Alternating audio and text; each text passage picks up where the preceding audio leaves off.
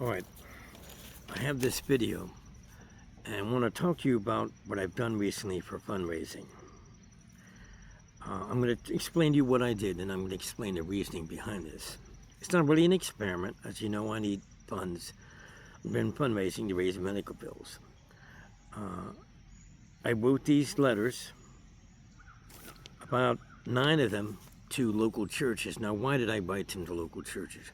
The claim of Christianity, the claim of these churches, is that they care about the community, and we know what in the Bible says. It says that Jesus wanted those Christians to help the poor, to go out to the needy.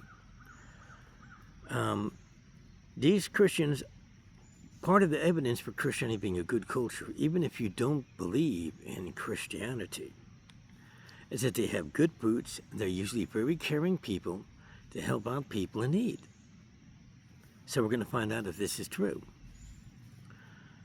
I'm trying to, the letter I sent was very humble, very honest. And I was explaining my situation. And some of the churches have even been there before. And I told them what, the Bible says. Jesus was to help out the poor, and I'm asking for their charity and help. But I didn't ask them from their funds. I sent a letter and I said, listen, make a collection. Maybe your congregation, if they all give together maybe $5 or $10, maybe less. But if they all do it together in numbers, they can help me and it can help other people out too. This should be done on a regular basis in the community. Think of the power they would have. Even if that one church just gives $2 each, they have money. They don't give it to the church or the fund. That's just government. They should get out of the way. They give it and they find first the person they need to give it to, and they accumulate this money. And they give it to someone who's really needing, someone who's down on luck, or maybe a struggling person or a senior citizen in their community. Now imagine, if not just that church, but all these other churches in town, imagine if the majority of those were unified and did things together and did the same thing. Okay, now I'm not talking about my needs. Yeah, I have needs, but I'm trying to make a point. Now you probably have maybe $5,000, $6,000. I'm not joking. And this could be done to help people. Now, why is this important? Because they don't recognize the power they have. And I'm trying to show you what could be done in a community. All these claims of Christianity and stuff, that they love others and care others, is it bullcrap? I think some of it is. But yeah, I have a need, and I figure this is the first group of people you should go to. Local churches, if they don't know what's going on in the community, no one does. They should be aware of what's going on in their congregation. And the congregation members should tell them about neighbors that have needs and stuff like that.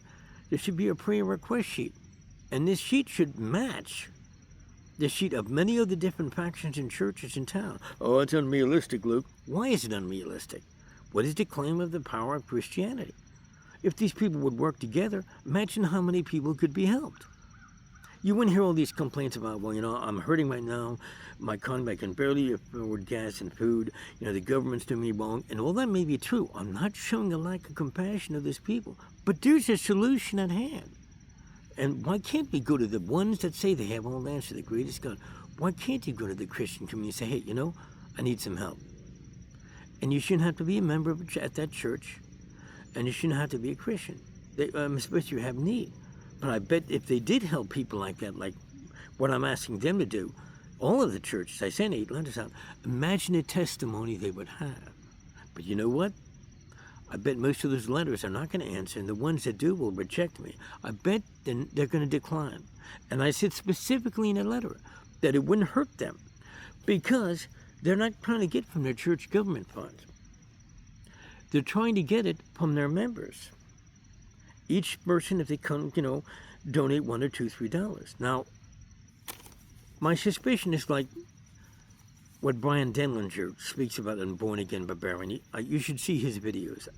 I don't agree with him about everything, but he's right on many things. And he's right about the church organization being bad for Christianity. That's not really the body of Christ. The real church is you and me, if we're Christians. It's not the government, it's not the elders, it's not the building. But that building is a problem. That's not really in the Bible. They build all these buildings. That's not really the church. And I'll prove it.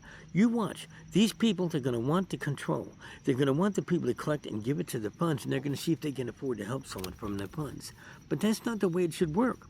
In the New Testament, Paul went out and gathered funds for the people. He didn't go to churches. He said he gathered money from those churches and went directly to the poor in the ministry there. Jesus did the same thing. He sent people out to help them, whether it be prayer or time or money. We tried to raise funds. And who did Jesus associate with? He associated with criminals, thieves, all those kind of people. He didn't go to the righteous to be saved. Well, why don't we act righteous? In our churches, you look at the yellow pages. Come on, brothers. 29 different churches. If these people would go out and do like Jesus did, gather money and go out directly to help the poor and some of the people in their community, imagine the press they would get. Imagine the popularity they get. Imagine what they can help people. Now, let me answer a disclaimer. Oh, but, Luke, there's already charity organizations. These churches are already doing programs like that. Really? You tell me in your comments. Did they come and knock on your door? I don't remember seeing them in my neighborhood. When I did volunteer work at a senior citizen center the other day, I didn't see them there. Now, maybe they are doing little programs to help people, but it must be small. It's not unified, because I'm not seeing the impact in my neighborhood.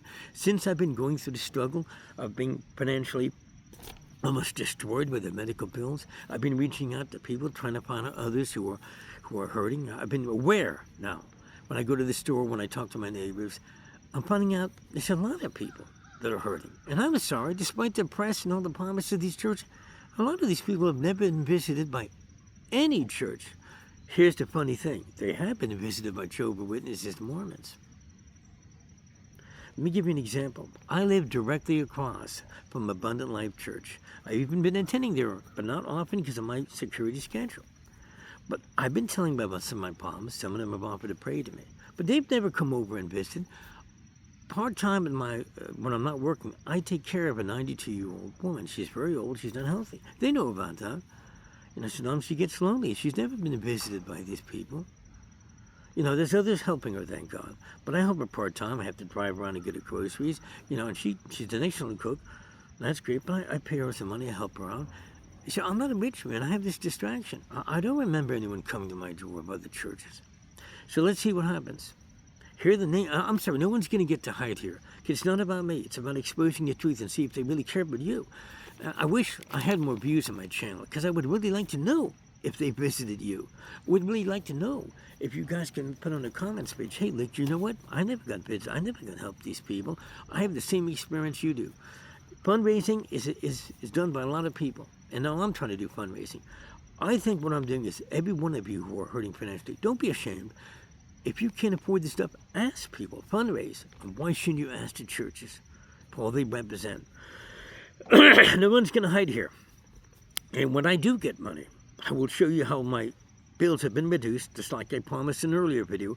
People who support my channel, I will show the updates so that everyone can know. By the way, when I wrote that letter to the church people, I told them I have a video channel, and that if they paid me money and funds, I would show them how my funds are reduced. I'm not going to lie. They can take a look at the bills. So I'm not cheating anyone. If they want to know who Luke is, they can come here and look at my YouTube channel. They can take a look at the pictures I had of my bills. They can visit me. I remember I'm running a local church. They could call me and visit and find out who I really am. There you go. Chakra. Oh, maybe they don't want to do that. So no one's going to hide. We're going to try this experiment. I didn't tell them that if they don't help out, or if I get a negative letter, I would mention them on YouTube, but I am, because it's what they deserve. By the way, I recently applied to Walmart for a job. I bet there's people more kind than I am. If they help me and they give me a job, I'm going to boast about them on this channel. If it's negative, I won't talk about it, no. But I think if they help, they should get coverage. Here are the names of the churches. Temple Baptist Church in Herndon, Virginia. That's on Drainsville Road. Pastor Pittman. I used to attend there a lot for a number of years. You probably don't remember me. Front Royal Church, the Brethren. They're always good people. They always care about people. That's in Front Royal, Virginia on 13th Street. I've never gone there before. Dayspring Mennonite Church. They're Mennonites. They're very nice people. I went there briefly. But it was a good church. I don't agree with some of the beliefs, but they were very kind and good people. They were very zealous for their faith. Dayspring Mennonite Church on Catlett Road. I'm not going to give the exact number, but you get the base idea. It's Catlett Road, Midland, Virginia. Church of Christ at Mountain View. Now, I attended that church for a while, too. And by the way, when I went to these churches, occasionally I would give tithes. Maybe not. But I definitely got involved and tried to pray. Maybe I wasn't an elder or doing a lot of charity work. But I was there. So, Church of Christ at Mennonite. It's on Narrows Lane, Winchester, Virginia. Of course, we talked about Abundant Life Church Ayler Road, directly across from my house. Right now I'm at Steppen City Park, by the way. Winchester Grace Brethren Church, that's in Winchester, Virginia, not Front Royal, that's in Greenwood Road. Winchester Church of God, that's in Frederick, it says Frederick Pike, North Frederick Pike in Winchester, Virginia. So they're just outside Stevens City. And I might write more letters to churches in Stevens City because I haven't written to all the churches. Grace Evangelical Lutheran Church. That's in Boscawen Street, A201. That's in Winchester Town. That's Winchester, Virginia. First Presbyterian Church of Winchester. That's on Loudon Street, Winchester, Virginia. And I went to this church before. It's in Leesburg, a little bit out of the ways. Loudon Baptist Church, Edwards Ferry Road, Northeast, Leesburg, Virginia. And I went to these churches. Now, of course, you're going to say, well, Luke, so what they all give? Well, I'll let them know. And I doubt they're going to reach my goal, but if they do, I'll let them know. I only need what I need, all right? But this is important. It's not just about me. And by the way, in my letter, I said I want more than them just to help me. I want to start a group, a community. Maybe they can help and get involved, where local people are found in a community and are helped financially. Yes, right. I know people say, well, money is kind of an ugly thing. Bull crap. Other people do fundraising all the time. You and I struggle financially. We can't meet all those bills. I'm not a bum. I have a job. I've tried to get a second job. I have not been able to because of my schedule. I've gotten financial aid for these bills, and still, it's very, very high. And I have minor bills. Other people have big bills that are millions. So there's no ugliness in asking for financial help. Shoot, man, Paul did. Politicians do. And we're better than they are. So I went to all these churches. In a letter, I told them, that if you give money here, think about the overall cause. And I'm not trying to blackmail and manipulate them. But, if they help me, I'm going to go on a YouTube channel. Imagine a good press they would give if I could give a public report on the YouTube channel saying, hey, this church helped me. They're very kind. I probably would do wonders for their evangelical movement and their popularity. But like I said, I bet you, just like Brian Denlinger wrote about in his one of it. It's called Born Again Barbarian, also King James Version Ministry, KJV Ministry. I used to be tough on that guy, but now I'm starting to realize that him and his wife are right about a number of things. It's humbling. I was wrong. He was right. But he talks about the problems with church in the building, and they don't really care about the people. They get into politics. They give in a bureaucracy. And they so bogged down with some of the rules and fear and insurance even, or they're, because some of them are 501(c), they can answer the government, they end up not really giving money or helping people.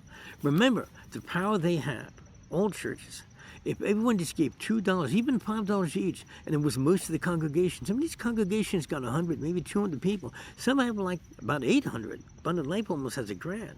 Imagine if almost all the congregation, not everyone, but all they have to do is give $5. Imagine the money and the funds they would have.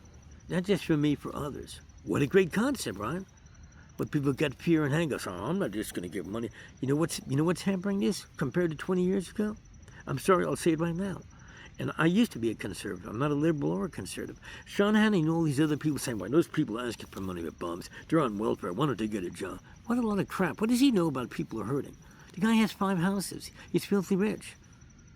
And, this idea we can't tax the rich. It's not even going to hurt them. Even if you tax them small, why can't we tax the rich? Look, the fact is, in 1950, when we were paying taxes, the rich people paid a higher tax way higher than we do now. And they weren't really complaining, and we had the rise of the middle class. Now, you've heard arguments. I'm not going to get into proof because there's many other videos that go talk about this issue better.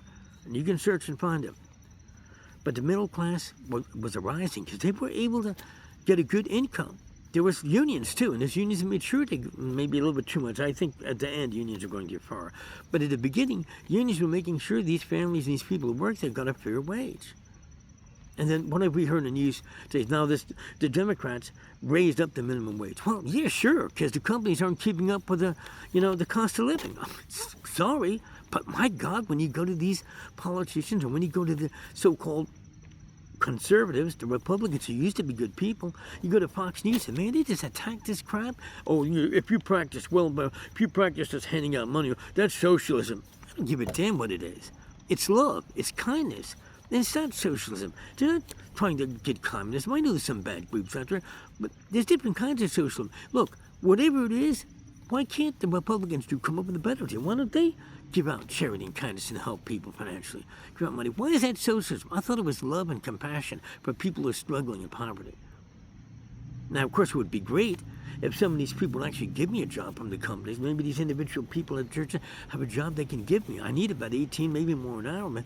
The more I've had 7 years of security experience, but they're going to say, no, I can only give you insurance because I can't control what the company does. What a bunch of crap. You guys could give a power reference and make a difference. We need a guild where people are able to get helped and just given jobs. You know, the immigrants have done it, and they start their own business, and I applaud them. They have more unity than we do. They help one another. Why can't we? So when I get these letters, I'm going to share it with you. We'll see what happens. I would really like to challenge all of you. Now, I don't get a lot of viewers, but for anyone who's seeing this, even if it's the comic book fans, which, by the way, haven't been too supportive of me. I used to help them a lot, so I don't think I'm going to put too many comic book videos out there. I want to do videos like this in nature. But for anyone who's watching, you try to help one another. And by the way, no, I'm not trying to embarrass him, but one of the people I've heard does help his neighbors. He's very compassionate. Hans, Captain Strangelove. He's actually gone and helped construct for neighbors and other people in the house. The guy's a good guy. He's really, I like him. He actually helps people. So this is what I have to say. I'll keep you updated, and I'll let you know what happens. All right? Thank you.